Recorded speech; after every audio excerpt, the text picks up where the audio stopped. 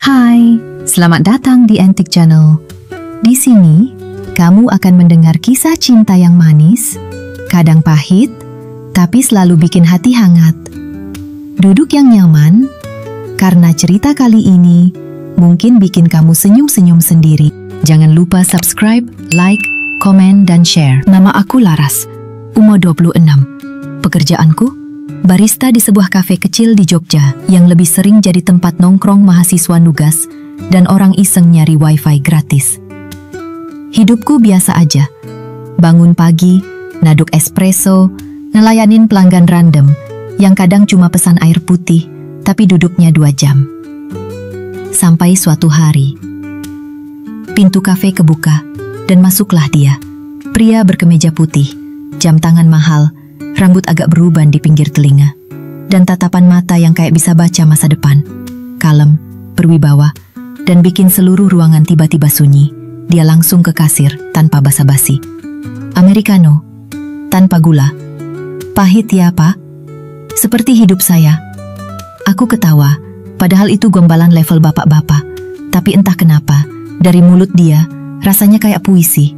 Namanya Raka, umurnya 41. Bukan pejabat, bukan dosen, tapi konsultan bisnis yang katanya kerjaannya ngasih saran ke orang kaya biar makin kaya.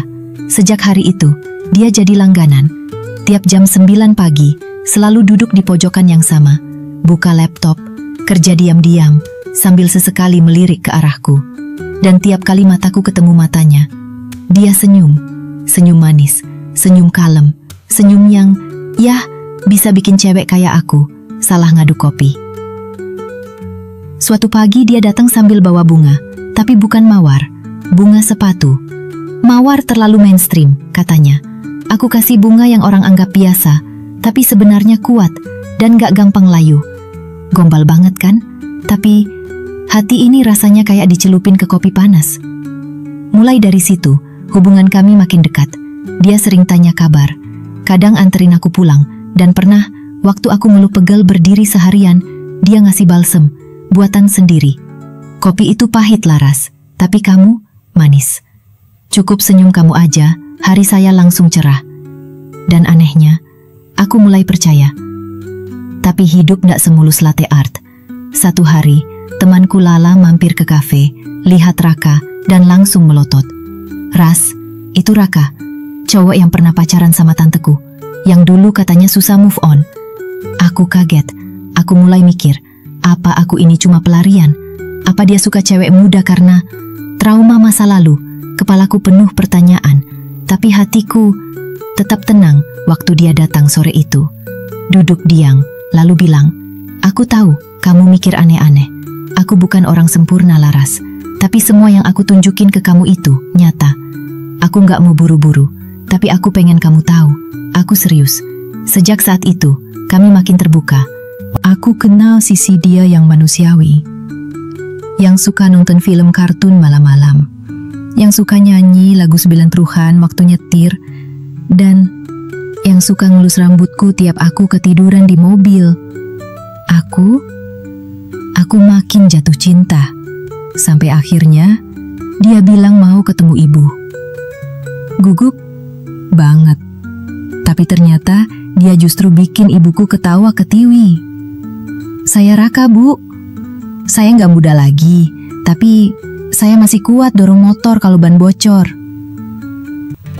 Saya mungkin nggak bisa janji bikin anak ibu kaya, tapi saya janji bikin dia bahagia. Ibu sempat diam lama, lalu bilang, kalau kamu bikin anakku senyum tiap hari kayak sekarang, ibu ikhlas. Beberapa minggu kemudian, Raka ngajak aku ke pojokan kafe, tempat pertama kali kami ngobrol. Dia duduk, pesan Americano, lalu berdiri, pegang tanganku. Laras, aku udah jatuh cinta sama kamu dari senyum pertama. Bukan karena kamu cantik, tapi karena kamu bikin aku ngerasa hidup lebih hangat. Aku tahu, umur kita jauh, tapi hatiku udah lama pengen pulang. Dan setiap lihat kamu, aku ngerasa inilah rumahnya. Maukah kamu jadi tempat pulangku sampai kita tua bareng? Aku nangis, tapi bukan karena sedih. Karena baru kali ini ada orang yang ngelihat aku bukan cuma sebagai cewek muda, tapi sebagai perempuan yang layak dicintai sepenuh hati. Dan aku jawab, iya, tapi dengan syarat, kamu harus terus nyuci piring kalau aku lagi malas masak.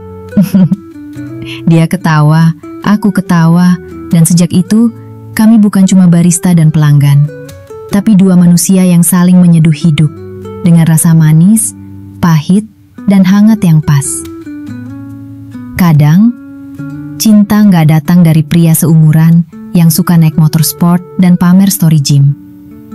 Kadang, cinta datang dari pria matang yang tahu cara duduk diam di pojok kafe, memperhatikan, memahami, dan tersenyum. Cukup dengan melihat kamu tertawa kecil karena tumpahin kopi. Karena senyum manis itu bisa menggoda siapa saja. Bahkan pria matang yang katanya sudah kebal cinta.